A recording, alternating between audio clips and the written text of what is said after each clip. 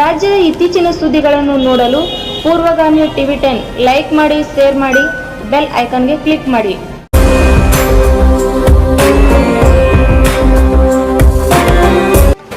ಶ್ರೀ ಪಾಯಲಿಂಗೇಶ್ವರ ದೇವಸ್ಥಾನ ಕಲ್ಲುತ್ತಿ ಶ್ರಾವಣ ಮಾಸದ ಒಂದು ದಿನದ ಕಾರ್ಯಕ್ರಮ ಜರುಗಿತು.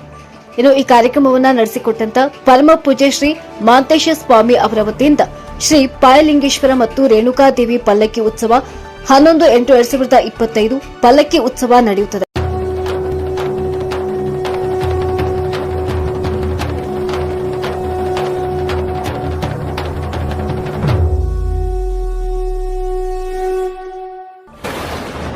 ಪ್ರತಿ ವರ್ಷ ಶ್ರಾವಣ ಮಾಸದಲ್ಲಿ 3ನೇ ಸೋಮವಾರ ಹಳ್ಯಾಳ ಕೃಷ್ಣಾ ನದಿಗೆ ಹೋಗಿ ಬರುತ್ತದೆ ಹಾಗೂ ಗ್ರಾಮಸ್ಥರು ಗುರು ಹಿರಿಯರು ವತಿಯಿಂದ ಪಲ್ಲಕ್ಕಿ ಉತ್ಸವ ಜರುಗುತ್ತದೆ.